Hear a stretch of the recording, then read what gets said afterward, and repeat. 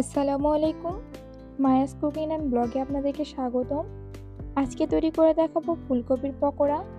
কিভাবে ফুলকপির পকোড়া তৈরি করলে ওপরে অনেক ক্রিস্পি এবং ভেতরে অনেক সফট এবং জুসি হবে, সেটার টিপস সহ আজকের পকোড়াটা তৈরি করে দেখাবো।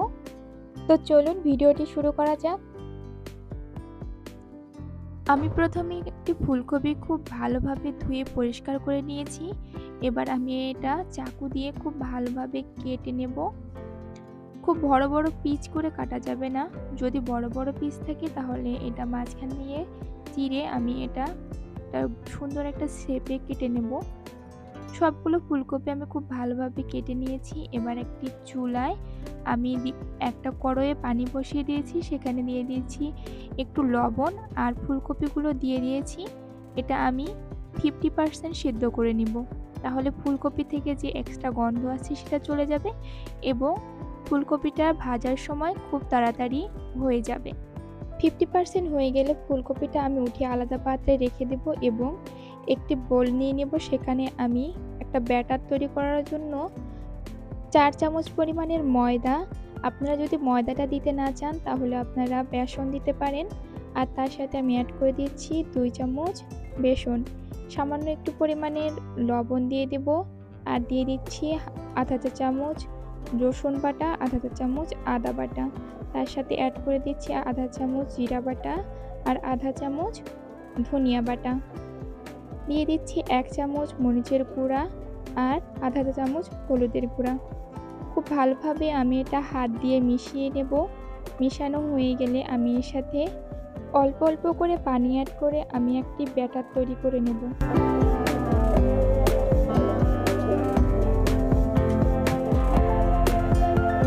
ব্যাটারটা তৈরি করা হয়ে গেলে আমি এবার চলে যাব মূল প্রসেসে। আমি একটি কড়াই চুলায় বসিয়ে দিয়েছি। কড়াইটা গরম হয়ে গেলে এখানে দিয়ে দেব তেল। যে পরিমাণে তেলে দিলে ফুলকপিগুলো ডুবো ডুবো ভাবে ভাজা যাবে সে পরিমাণে আমি তেল দিয়ে দিচ্ছি। তেলটা গরম হয়ে আসলে এর ভেতরে আমি যে ব্যাটারটা তৈরি করেছিলাম সে ব্যাটারে ফুলকপিগুলো খুব ভালো মতো ডুবিয়ে সেটা তেলের মধ্যে দিয়ে দেব। চুলার তাপটা মিডিয়াম আঁচে রেখে আমি এটা ভেজে নেব খুব ভালোভাবে দুই পাশটা।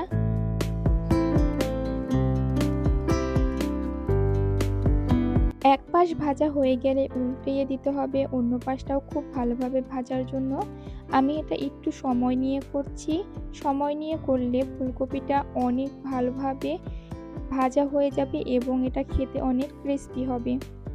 আর প্রথমেই যে আমি ফুলকপিটা হালকা সিদ্ধ করে নিয়েছিলাম 50%-এর মতো, সেটার জন্য আমার ফুলকপির ভেতরে অনেক সুন্দর সফট এবং জুসি হবে, আর উপরের এইভাবে হালকা হালকাভাবে ভেজে নেওয়ার জন্য অনেক সুন্দর ক্রিস্পি হবে।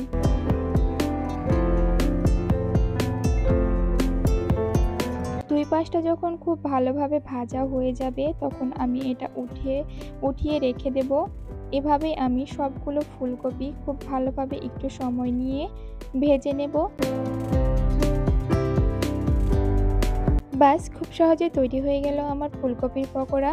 বিকেলের নাস্তা বা চায়ের সাথে ফুলকপির পকোড়া হলে আর কিছুই দরকার হয় না।